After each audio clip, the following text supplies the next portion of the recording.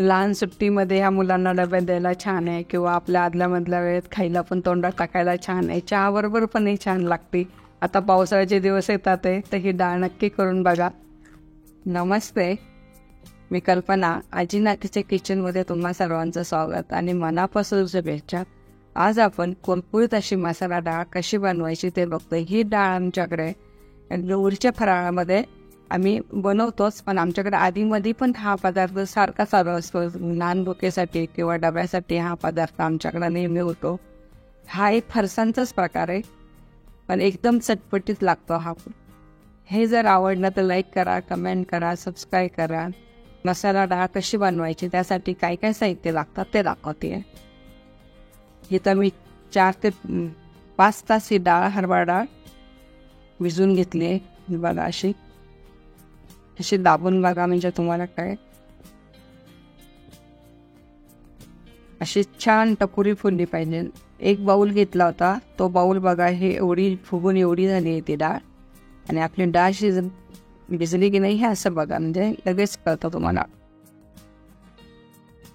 मसाल्यासाठी मी घेतलं इथं मीठ, हा आहे चाट मसाला, लाल तिखट आणि जिरी पावडर. तर चला आपण आता ही डाळ निथळून घेऊ. आता ह्या डाळीचं पाणी आपण पूर्ण उपसून काढणार आहे.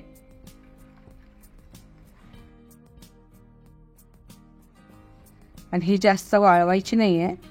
5 ते 10 मिनटं पंख्याखाली ठेवायची आहे आणि सुती कापडामध्ये ही ओलसरच तळली तर चांगली लागते. आता 5 मिनटं हे पाणी पूर्ण निथळून घेणार आहे आपण. आता ही आपली डाळ पूर्ण निथळून झालेली आहे. पूर्ण पाणी ह्याच्यातलं झालं आहे.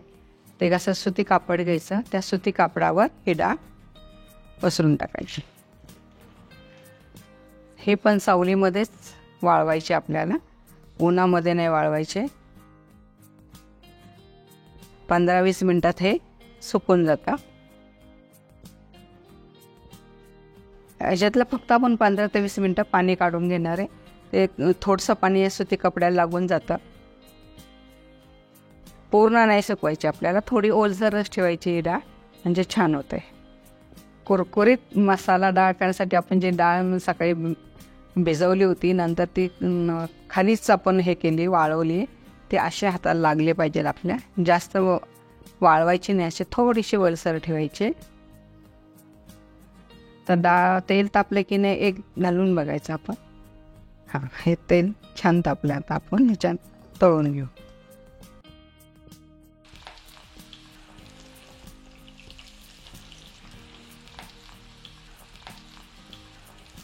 लगेच अशी फुलून वर येते.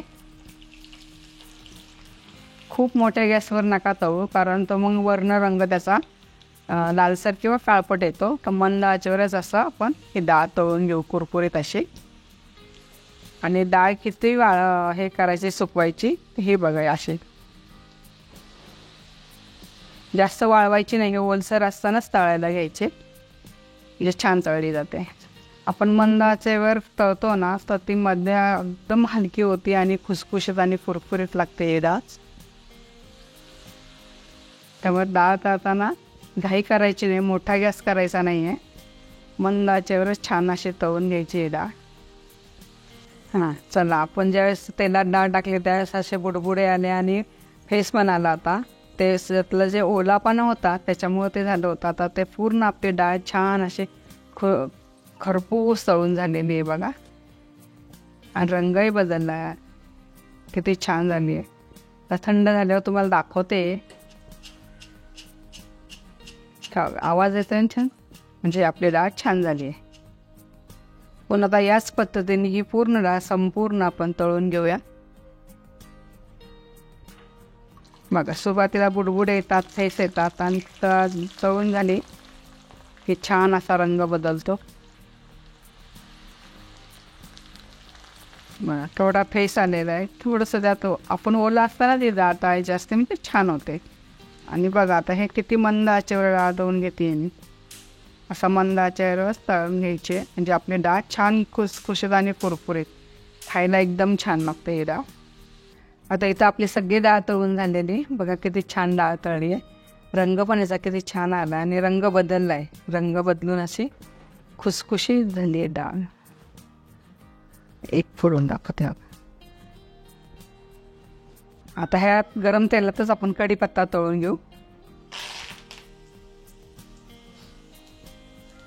आता छान हा कुरकुरीत होईपर्यंत याला तेलात आपण तळून घेणार. हे एवढ्या गरम तेलात छान कुरकुरीत होतो कढीपत्ता.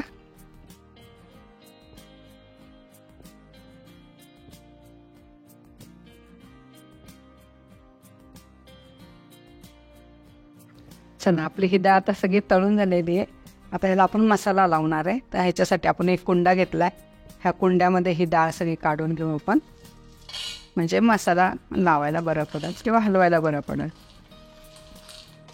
बघा किती कुरकुरीत आवाज येतोय. आता आपण ही डाळ कुंड्यात काढून घेतल्या. आता आपण याला मसाला लावून घेऊ. त्यातून टाकतोय पहिला मीठ. मीठ झालं की हे लाल तिखट आहे, चाट मसाला आहे चटपटीत लागण्यासाठी, ह्याने खूप छान लागते डाळ.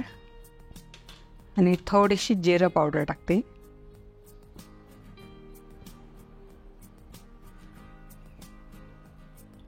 आता हे सगळं आपण मिक्स करून घेऊ.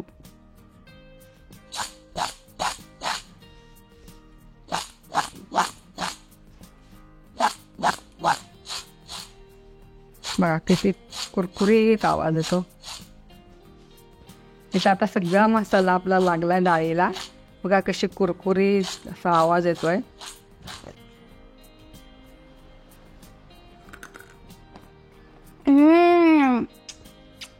भारी झालंय.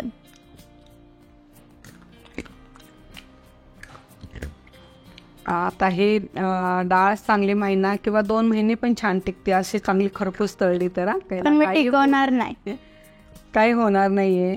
लहान सुट्टीमध्ये ह्या मुलांना डब्यात द्यायला छान आहे, किंवा आपल्या आदल्यामधल्या वेळेत खायला पण तोंडात टाकायला छान आहे. चहाबरोबर पण ही छान लागते. आता पावसाळ्याचे दिवस येतात आहे, तर ही डाळ नक्की करून बघा. तुम्हाला जर रेसिपी आवडली असेल तर लाईक करा, शेअर करा आणि सबस्क्राईब करा. पुन्हा भेटूया अशाच नवीन नवीन पदार्थाबरोबर. तोपर्यंत संत तुकाराम महाराज म्हणतात, मन करा रे प्रसन्न सर्व सिद्धीचे कारण. Bye bye.